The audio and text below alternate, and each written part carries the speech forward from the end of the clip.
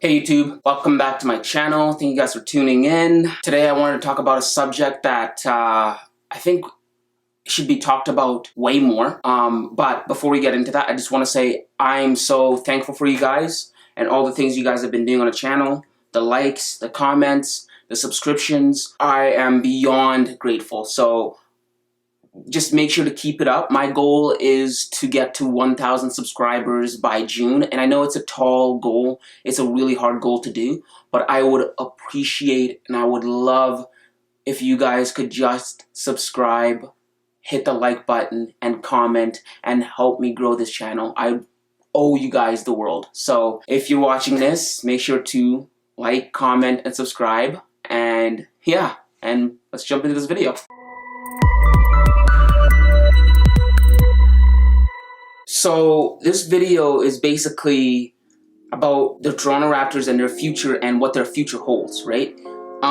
It's been 2 years since the Raptors won that championship with Kawhi Leonard, right? Which means a lot of things. A lot's happened in that span of 2 years, right? Kawhi's left. The Raptors have made a playoff push in 2020, and now we find ourselves in 2021 with the Raptors being at the bottom of the Eastern Conference and, you know, on the verge of just being terrible. And so with that, we have to ask what's wrong with the Toronto Raptors, and also what does their future look like? What can we try and extrapolate their future and see what they're gonna look like in the next few years, or what's the best decisions for them to make in order to have a good future? And unfortunately in 2021, the Raptors find themselves in a bit of a pickle, between a rock and a hard place, right? The Raptors are in what you call sports purgatory. Now, for you guys who don't know, sports purgatory is basically a point or a spot in sports where a team is not good enough to contend for titles, but a team is also not good enough, well, not good enough, not bad enough to be lottery picks. So what they're stuck with is they're stuck in the middle, right? Where you don't want to be. You're stagnant. You're not going anywhere. You can't go up or you can't go down, right? Every year you win about the same games. You don't, you know, you're not getting anywhere. And so that's where the Raptors find themselves. They find themselves in this little niche purgatory where they're like number 11th. They're not good enough to contend like they used to because their stars are getting old and people have dealt their future away, a lot of their future away. So you have to work around that. Right now, Toronto is about 23 overall in the NBA standings. That's pretty bad. that's 7 spots away from being dead last. And luckily for them, there are a few ways to escape the purgatory, right? One of the ways is, which I don't condone, is tanking. You can willingly tank. Willingly tell your players, hey, we're gonna play bad tonight, we're gonna play bad for a few games, we're gonna tank for these picks in the future, right? And I don't really agree with that, because I think when a team chooses to tank, they're cheating, they're paying fans out of their time and money.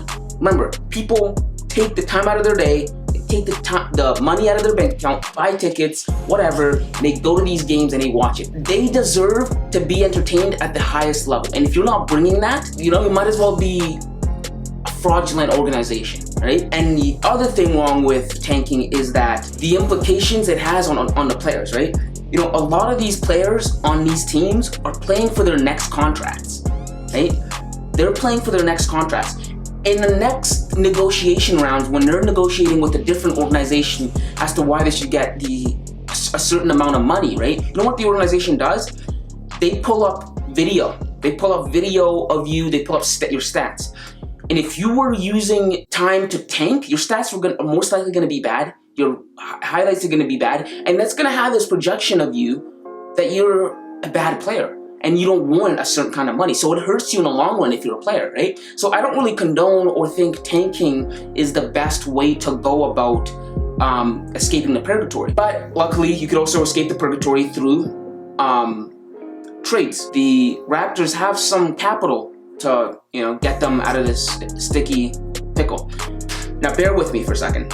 So over like the last few years, maybe 8 years, maybe 9 years, Kyle Lowry has been one of the hearts and cornerstones of the Toronto Raptors, right? And I think his time in Toronto is done. I think in order for the organization to move forward, in order for their future, I think Kyle Lowry has to be let go. And it's for the best of the franchise, right? So Kyle Lowry is 35 right now, right? And he's gonna start declining in the next few years. And what the Raptors should do right now is they should trade him right now, where he still has a lot of trade capital, a lot of trade value. Trade him for picks, solely for picks. Don't go for stars, don't go for anything. You're gonna go for picks, right? He's 35, he's got a lot of stock right now. In the next following years, he's gonna start declining, right? What you need to do is you need to trade him. I mean, he's still helping out the organization, right?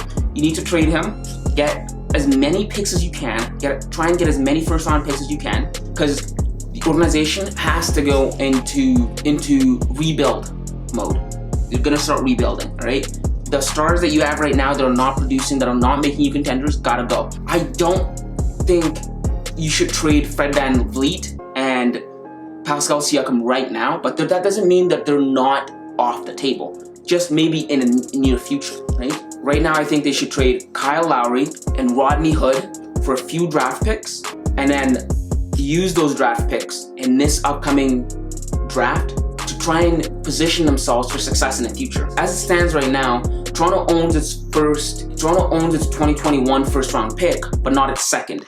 Right? So we don't have a lot of draft capital as much as you'd want to start rebuilding, right? So you need draft capital. You need to start trading, dealing away these players and getting draft capital, and then you're gonna rebuild through the draft, not through free agency, right? And so I think that's the way to go for Toronto right now. And I think in a near future, that'll really put the Toronto Raptors in a position to succeed, in a position to contend for titles in the future.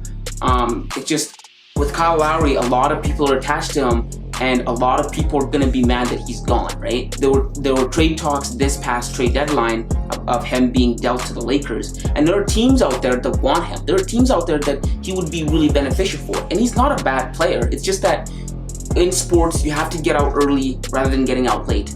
You have to get out now while Lowry still has his trade value, than later on when he's 38 and nobody wants him, right? So now that he would still be an asset to a team is the perfect time to get rid of him, and the best you're gonna get in terms of draft capital back. So, you know, those people who are saying Kyle Lowry, whatever, like, we get it. Lowry, in my book, is the best, is the greatest Toronto Raptor ever. Even greater than Kawhi Leonard, Chris Bosh, the whole 9 yards.